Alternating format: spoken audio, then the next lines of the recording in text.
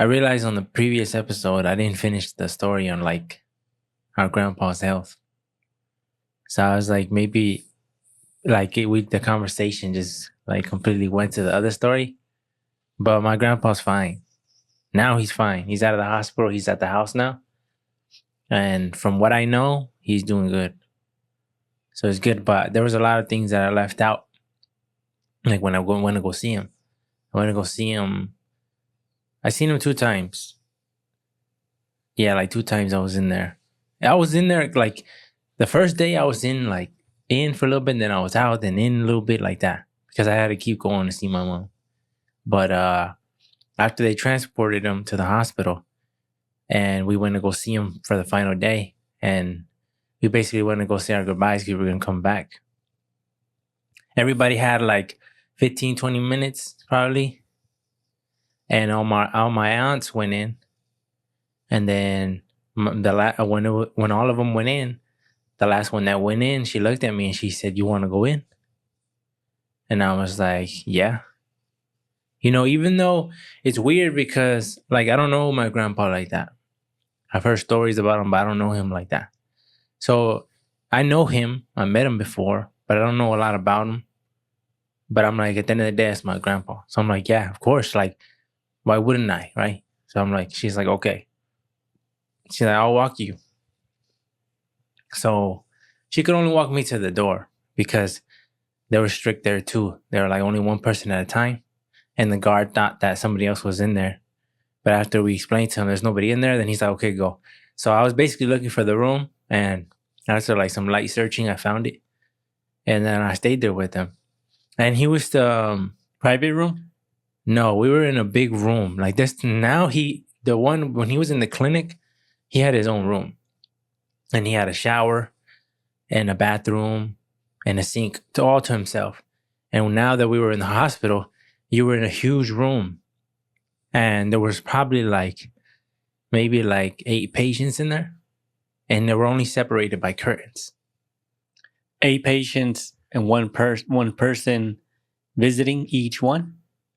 I didn't check. Oh. I didn't check. You don't see them when you walk in? Well, some of them had the curtains closed. All the way around the bed? Yeah, it's like a curtain that completely closes you.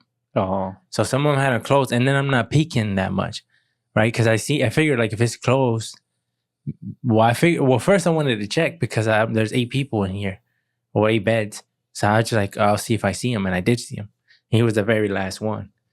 And I did see other people there, and there was another old man there, with the curtain fully open in his diaper.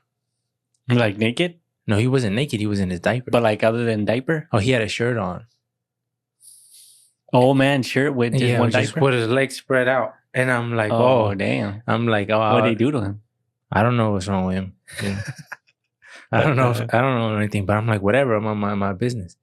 It's not my grandpa. So I kept walking. And then when I seen my grandpa, whatever, I got there, I said hi to him. And I asked him a bunch of questions, like how's things going now that you guys transferred over? Is it easier? How's things going? And after they talked to me, his girlfriend was like, she got a phone call and she had to step out, and she asked me, is it okay if I step out? And do you mind watching them? She's like, and I was like, yeah, go ahead. And she's like, I'm not going to take long. Don't worry. It'll probably be 10 minutes max. I was like, that's fine. He was sleeping? Yeah. And at this time he was sleeping. And I was like, well, before you leave, what should I know? Just in case. He's like, well, it's very short time. So the only thing that can possibly happen is that he might ask you for water. That's it. And from being in the clinic, if you give him water, it's just a capsule, not a capsule, just a cap of the water bottle. And the cap is ridiculously small. Every time I think about giving water in a cap, I always think about to a toddler. Yeah, a small kid. So I was I would tell them that's not enough water. And I'd be like, I don't know if that's the right move. The body needs water. How's it gonna, I felt like it would make him worse, his condition, without drinking water. But they said it was because it was, I don't know if they're saying it was going to his lungs and they were afraid that he was going to get, what is that called? Pneumonia? Yeah. So they were like, we're just gonna follow it to play it safe. That's what the doctor's telling us. So I'm like, okay. So she stepped out, and I'm just sitting there, and I'm just looking at him. He's sleeping. He's sleeping. And he's sleeping fine, whatever. And then there's just to me, like, and that's what I'm like, damn. Again, because to see him like that, I'm like, damn. Like, this is where life ends. That's how I was like, this is where life ends. And if I'm blessed enough, this will happen to me. You know, maybe not the same way, but I'm saying like to live a long life. You know, and I sometimes think about like what is best, like for a long life. Like, do I want to be in a bed or do I want to die, even if I die a little younger, but not be in that state? Like, does it die immediately instead of it dragging on? Yeah, because like his condition was long, like, and he's still like, he's still kind of suffering because he's better, you know, as far as he's well, his organs are starting to work again, but he already been through a lot. He got his leg cut off, so he only has one leg. He only has one leg, and he has other problems as well. So he can't like, and he's old, so it's hard for him to move around. So he needs assistance with everything. And luckily, he has his girlfriend is the one that takes care of him. So I was just sitting there, and I'm thinking all that about like this is life, and I'm like, let me pray over him, because I'm like, what else am I gonna do, right? So I prayed over him, and then I told God, like, you know best, basically. And after that, he woke up and he told me, like, he mumbled. So I didn't hear him at first. So I got closer and I said, what? Like, say that again. And he said, I want some water. And I was like, I kind of didn't want this to happen, because I'm like, oh crap, like it's up to me now. And I'm like, all right, but whatever. It's just giving him water. So I went to the other side. I got the water bottle and I filled up the cap. And then, you know, I grabbed his head, whatever, and I gave him the water. It was so little water though. And he's like, my mouth is dry. And I was like, I was afraid he's going to be like, give me more. And I was going to have to tell him no, because that's what they told me. But he didn't. But does it mean, maybe they meant only like a cap worth at a time? No. They meant a cap worth period? Yeah, for like a certain amount of time. They had like they would even mark the water bottle to show him. And they would keep track. So when they would come in, they would see how much water you've been giving them. And they would get upset if you would be giving them more, because they were telling them like, you're doing more damage than good. Oh. You know, so I don't know why. You know, I never heard that ever in my life. That you can't give somebody water. You would want to not be dehydrated. Yeah. But I was just thinking, I was like, well, if they're not giving them water, they have to be giving them IV, right?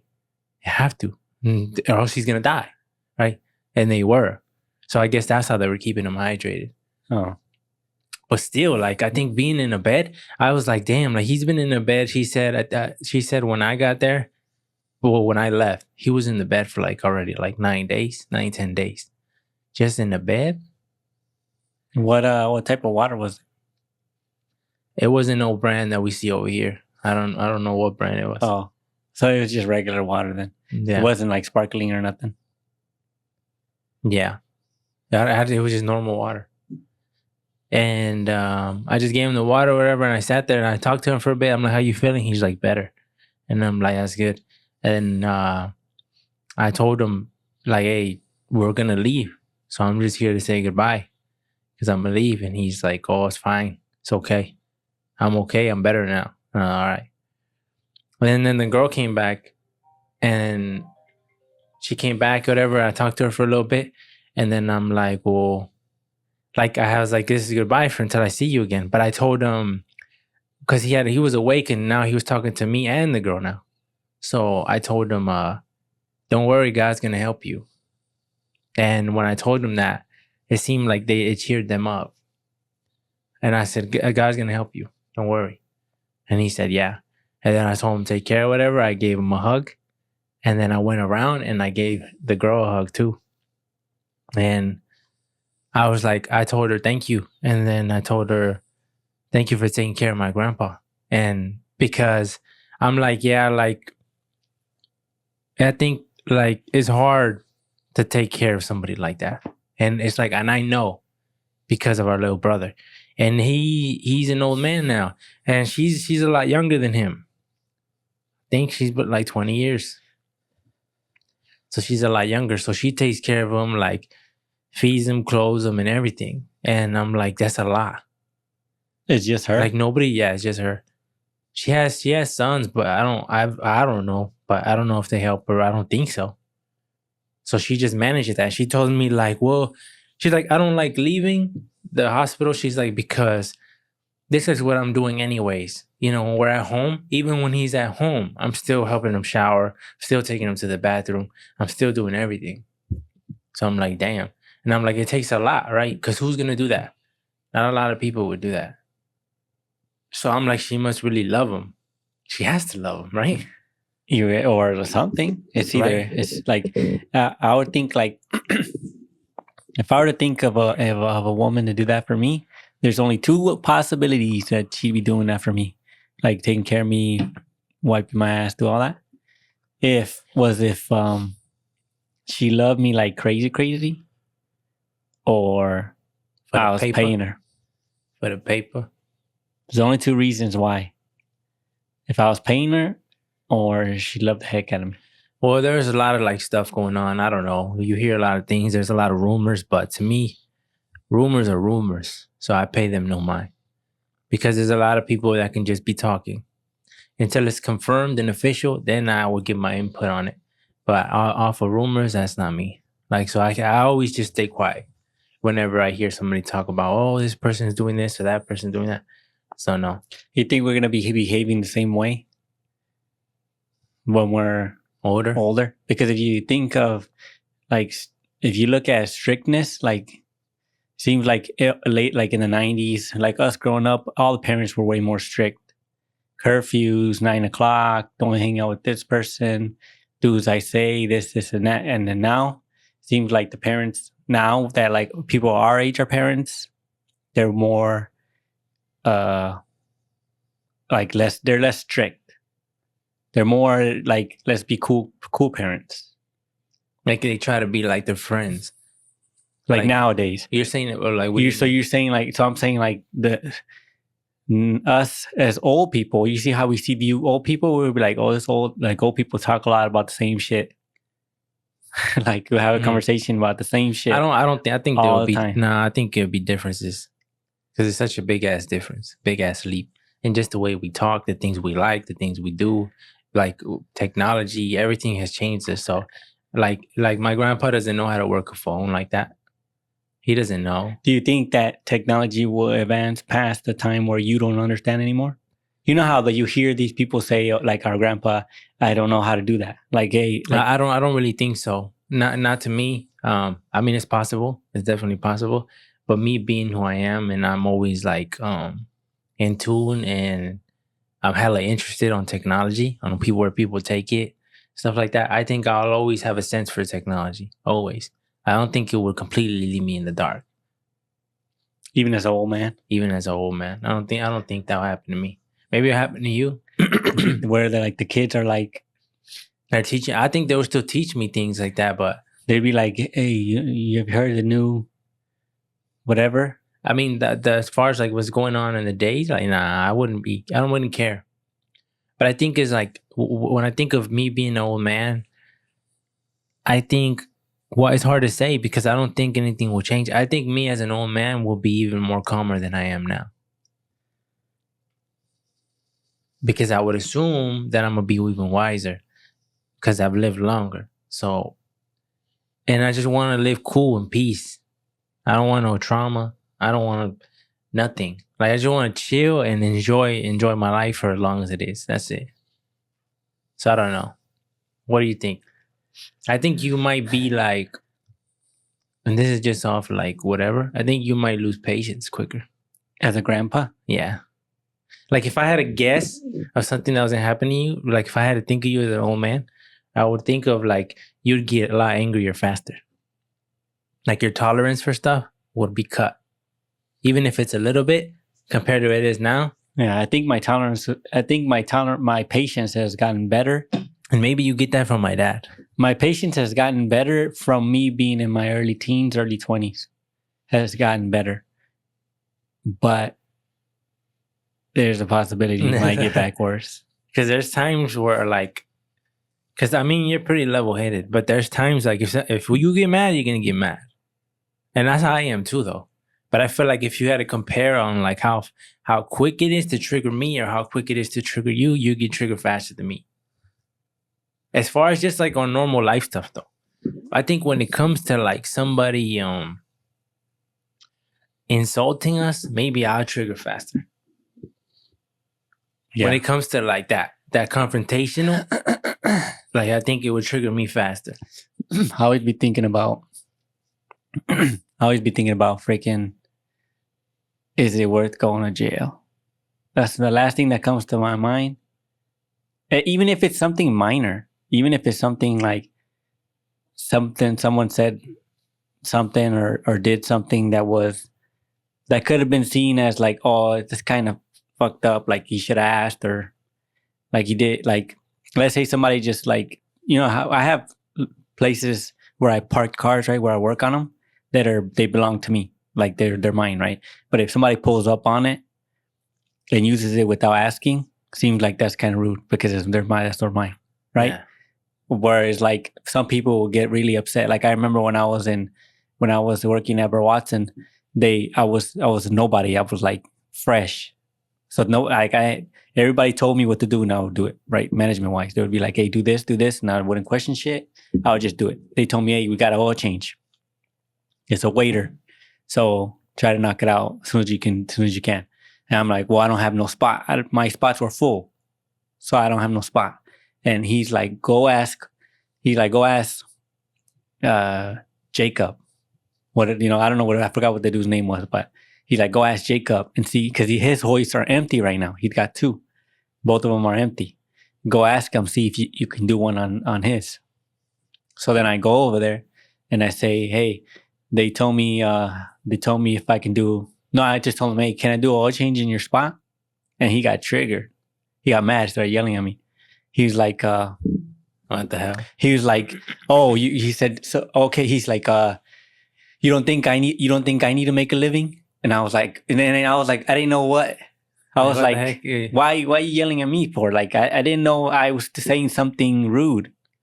I think like he probably just, that's somebody who's already mad. He was an older guy. Yeah, he's mad at the world. And he was like, you don't think I need to make money? He said, yeah, you guys are the only ones that get to eat.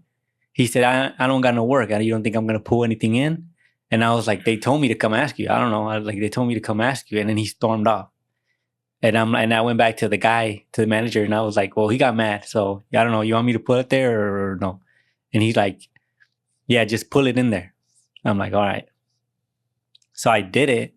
And then I don't know where he went. Didn't see him anymore. I did the oil change. I took it out, gave him back to him. And then I went back to work on my spot because he pulled me off a job that I was doing on the other side of the wall. And so I started working, and then he came up to me. He was like, hey, I apologize for how I acted. Yeah. And I was like, oh, don't worry about it. But I remember that I thought about like, am I supposed to get mad? I remember thinking like, the whole time I was doing the oil change, I was thinking like, should I have said something? Yeah. Was I a bitch? Like, or like, because I can see why he would get mad. But I'm like, because I started thinking, did I fuck up? Because he was so mad. I'm like, what'd I do to this motherfucker? I would just walked away. Like, but it's because that's somebody who's already mad at the world. And that's somebody who I don't want to be. That's somebody who I don't want to be. That's why I've like tried my best always to not be an emotional person. Like to get triggered off of everything, not let somebody like hold the remote to me and trigger me. Now, if I get triggered, it's because I'm on that time today. I'm just on with it, whatever. But that's not me though. Like I'm not like that. Like I don't got no hate in my heart. Like a lot of things have changed. That's not me. But I refuse to give people that power. Because to me, that I've always hated that. You know, I've always hated when somebody does something. And then later on, 2 hours later, oh, you know what? I'm sorry, whatever. Even though that's a good thing and I respect it and I accept your apology because you're doing that, it's just like, this shouldn't have happened in the first place. Because you're not in control of your emotions. Yeah, and if I were ever say something, I don't know if I'd be able to apologize. Like I would probably like if I would have been like, "Go fuck you," and then it's like, "Oh, I gotta double down on this. Fuck you." I try to think about have I ever apologized to anybody? I've grown a lot as a person though. I feel like now I probably would. If I feel like I'm in the wrong for something, I probably would. But back in the day, I never would, and I would stand on whatever I said, even if I was wrong. And I knew I was wrong. I would have the mentality of like, well, it's already said and done. There's no taking it back. And because I said it, I'm gonna stand on it wherever it goes. But it's just like sometimes you just gotta. It's more of a man thing to go up to somebody and say, you know what, I was wrong. But it's hard. That's because I question. Have you ever done that? I quit and apologize? Yeah. No. But I second guess it. Every time something happens, I think about it heavy. Unless it's something where it's like you don't even have to think about it. A lot of verbal shit, I always think about it. Yeah, because it's verbal just words. shit, I just think about it. But anything like physical, yeah, there's no touching. Yeah, there's no. There's no touching. There's no thinking. Like, yeah, no. I don't something think. When you touch somebody, it's over. Yeah, I don't. There's something.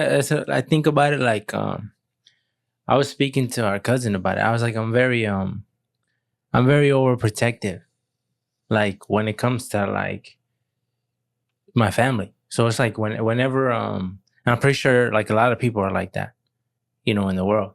I'm just another one because like say me and you and like say Esteban, right, which is our cousin. He's younger than us, so because he's with us, something's gonna happen to me before I let something happen to him. Like that's just me. Like it's just who I am. If I see somebody say something to him, like even though I don't wanna, like I would never, like if I was that age and somebody did that, I'd be like, hey, like I can handle my own shit, but like I don't care about that. Like sorry, but I just because you're with me, and I'm not gonna tell Joe like, hey, this happened, I didn't do anything. No, that's not gonna happen. It's either gonna be with this happened and then I got involved in it, or I got hurt and then he's fine.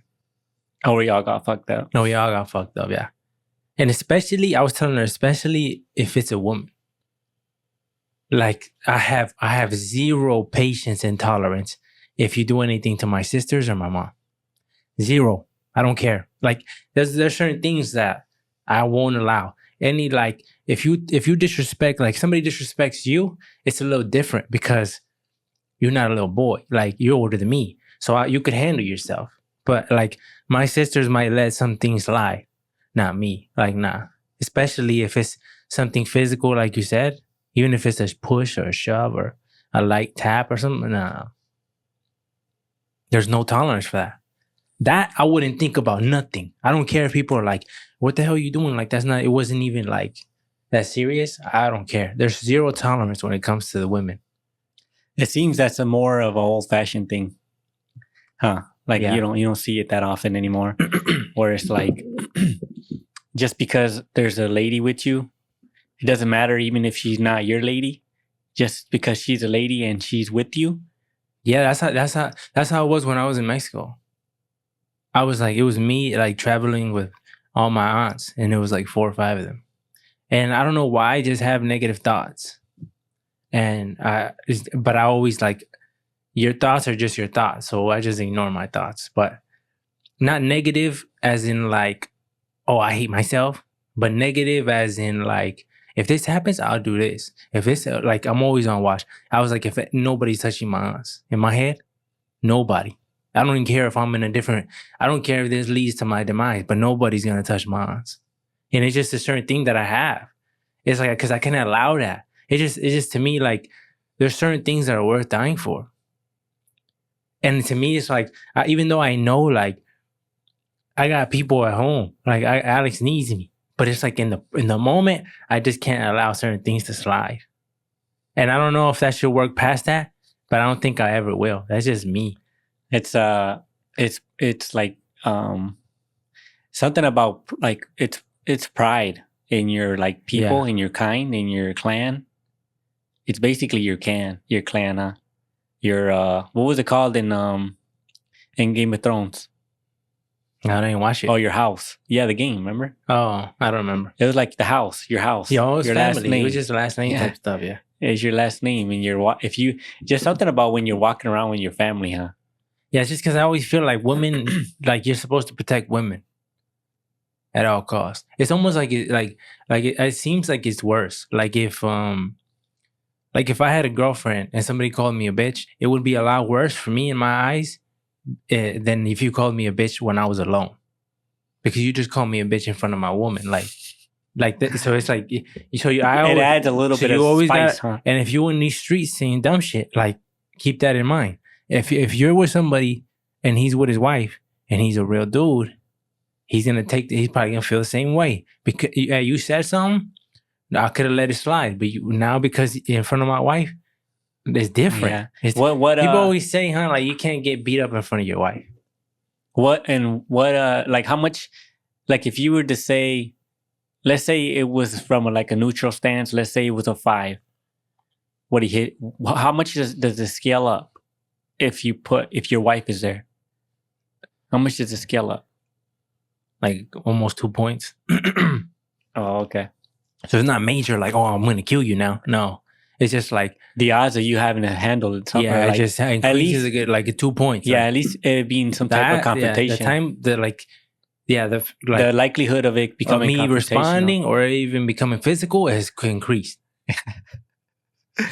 Because it has to. Yeah. You know, I asked my cousin, I was talking to her a couple of days ago. I asked her, would you date a man if he couldn't protect you? And she's like, what do you mean? Like you're saying like he would have to try. And I'm like, no, okay, let me give you an example. I'm like, say you were with him, right? And everything about him is cool. Like he's the perfect like boyfriend or whatever. But one day you're out and about and confrontation comes and he gets scared and he runs and he leaves you there. And you have to like run on your own. She's like, what happens there? I told her, what happens there? And she's like, oh yeah, I'm leaving his ass like immediately. And I'm like, see, so there's certain qualities that a man has to have, right? Damn, and he has to perfect everywhere else? Yeah, like he was perfect everywhere else. Like he was nice, everything. Like everything. I don't know what she wants in a man. He had paper. But he met all that. He met all that criteria. And just because he couldn't protect you, it's like a major turnoff. It's like me, I don't want a girl who, like the more feminine you are, the better. I don't want a tough ass bitch. Like I don't want that. Me personally, I don't want that. I don't want a girl who's so like, yeah, like who like a feminist. Yeah, West Side. Like that. I don't want no. Like the more like feminine you are, the better, because can he fight? I'm a man. So it's like I'm attracted to, yeah, like I don't want that. And it's like it's not because out of fear of like, oh, a woman's independent, nothing like that. It's just like I think a woman has its place and a man has a place, but me, that's what I want. So then what if he stood his ground and got his ass beat? Then I'm pretty sure she would be fine with that, because he tried. You know, like trying is okay. I respect the man for it. You know, if I was with somebody or if I was just out and about and I seen somebody like hit a girl and the dude stepped up and then he got knocked out, I still respect them because you didn't allow that. You stepped up. Hey, it's my woman. And you stepped up and you got knocked out. But it's like, that's okay because, hey, sometimes shit happens. But not protecting at all, like, nah, it's not okay. Something about a man and his family is like, it screams like you're that's like if the definition of a man, like protect your family type shit. If a man, like if when I say the word, when I hear man, you think protector. Yeah, it feels like you have to be. Yeah, and this is all based off your dad. I think if you don't have if you didn't grow up, maybe not 100%, but I feel like it's a lot easier to be able to understand what the definition of a true man is when you grow up with one, like as a dad, as a father figure. When you see it, it's a lot easier to replicate. Because your mom can't teach you that. Yeah, it's a man. No matter how loving she is, like you can't teach you that. What if she's like one of those like, can he fight? one of those. It don't matter because that's not a man. That's an imitation of a man. It's not a man. That's just man-like qualities. That's just masculine qualities, right? That girl was crazy. Like if a woman's not afraid, you know, it's just like it's not. It's the lady at work was like I had startled her. Like we hit the corner at the same time, and she got scared. And I was like, "You thought I was about to rob your ass or what?" And she's like, "No, I would have popped." She said, "I would have popped you." And I was damn. like, I was like, "Damn." I was like, "What do you?" I was like, "Where?" I was like, "Yeah, right. You don't even carry." And she's like, "I got my concealed carry permit." And I was like, "Where do you keep it?"